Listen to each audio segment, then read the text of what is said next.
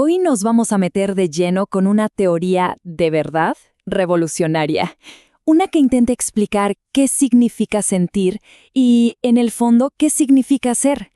Es una idea que podría cambiar por completo la forma en que entendemos nuestra propia mente.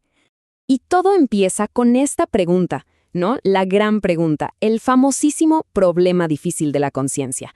Es un enigma que ha tenido de cabeza a la ciencia y a la filosofía por siglos. Pensemos un momento. ¿Cómo es posible que un conjunto de células y procesos físicos en el cerebro de repente genere la experiencia, la sensación real de ver un color, de sentir una emoción o simplemente de saber que existimos? Hasta ahora, las respuestas tradicionales, la verdad, nos han dejado en callejones sin salida. Por un lado, está el dualismo, que sugiere una mente misteriosa, como separada de la materia, pero nunca explica cómo interactúan. Y por otro, el materialismo, que a menudo termina negando nuestra experiencia más directa, diciendo que es una especie de ilusión. Honestamente, ninguna de las dos posturas parece del todo satisfactoria. Pero aquí entra un nuevo enfoque que propone una solución bien interesante. La vamos a explorar en 5 partes. Primero, el misterio de la conciencia. Luego, la idea de la interpretación de la interpretación. Después, la narrativa del yo. La conciencia en acción y, para cerrar, el concepto del Janus interior. Muy bien. Primera sección, el misterio de la conciencia. Vamos a empezar por enmarcar bien el problema central que esta nueva teoría intenta por fin resolver. Y aquí está, la idea central, y es bastante radical. La conciencia no es una cosa que tenemos, sino un proceso que hacemos. O sea, es la increíble habilidad de un sistema, como nuestro cerebro, de observarse a sí mismo justo en el momento en que está interpretando el mundo. Pasemos a la segunda sección, la interpretación de la interpretación. Ahora sí, vamos a desmenuzar qué quiere decir este concepto que es el corazón de todo. Ok, el nombre formal, conciencia endoepignosemiótica, puede sonar un poco intimidante, pero la idea clave es bastante simple. Recursividad. Es un bucle. Es como si la mente se doblara sobre sí misma y tomara sus propias operaciones como un nuevo objeto para analizar. Una analogía que ayuda muchísimo a entender esto es la del eco. La primera interpretación, digamos, es el sonido original. La conciencia sería ese mismo sonido, pero escuchándose a sí mismo al rebotar. En esencia, es el sistema escuchándose pensar. Y este proceso se da como en niveles, en órdenes. El orden 0, por ejemplo, es una piedra, no interpreta nada. El orden 1 ya sería una bacteria, que reacciona a señales pero sin saber qué lo hace. El orden 2 podría ser un perro, que ya siente su propio estado de hambre como algo desagradable. Y el orden 3, bueno, somos nosotros, los humanos, que podemos reflexionar sobre ese sentimiento de hambre y hasta preguntarnos si deberíamos o no sentirlo. Vamos a la tercera sección.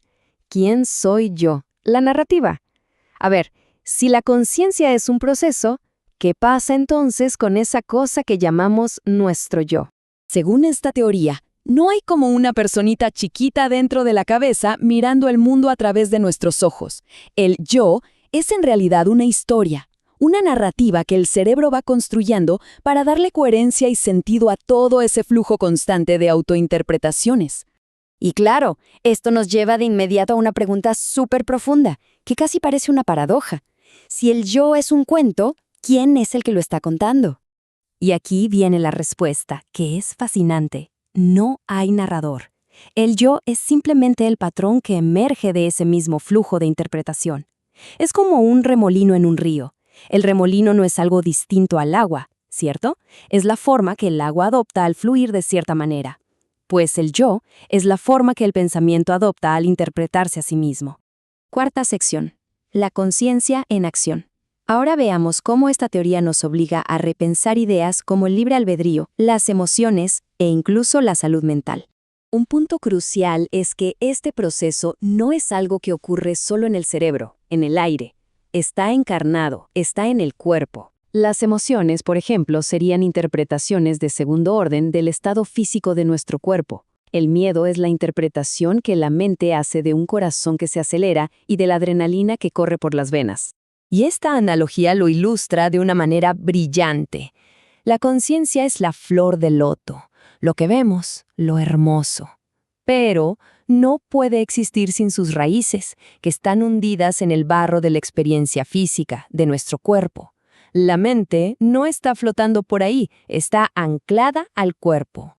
Esta visión también le da un nuevo giro al libre albedrío. Ya no se trata de un poder mágico para crear decisiones de la nada. Es una capacidad causal muy real, la de interpretar nuestros propios impulsos y luego, conscientemente, interferir con ellos, vetarlos o al menos modularlos. Es, en cierto modo, la libertad de decir no. Esta teoría nos da una forma mucho más rica de entender la salud mental. Pone sobre la mesa que condiciones como la depresión no son solo un desequilibrio químico, sino una falla en el proceso de autointerpretación. Una persona deprimida puede que sienta placer físicamente, pero ha perdido la capacidad de interpretar ese placer como algo que tiene sentido o valor. Y llegamos a la última sección, el Janus interior.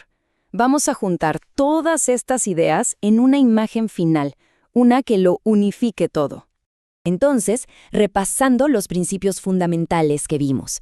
La conciencia es este proceso narrativo, corporal, de autointerpretación, que además se gestiona a sí mismo y, al hacerlo, crea significado donde antes solo había datos crudos. Y el símbolo perfecto para toda esta teoría es el dios romano Jano, el de las dos caras. Es genial, porque una cara mira hacia afuera, hacia el mundo, interpretando las señales que llegan, y la otra mira hacia adentro, interpretándose a sí misma. Ambas caras son parte del mismo proceso unificado que llamamos conciencia. Porque al final la conciencia no es un simple espectador pasivo. El mero acto de ser autoconsciente, de mirarnos a nosotros mismos, no solo transforma nuestro mundo interior, sino que le da un nuevo significado al mundo exterior. La conciencia es esa mirada, que al observar cambia la naturaleza de lo que observa. Y la pregunta que nos queda es, ¿qué vamos a transformar nosotros con esa mirada?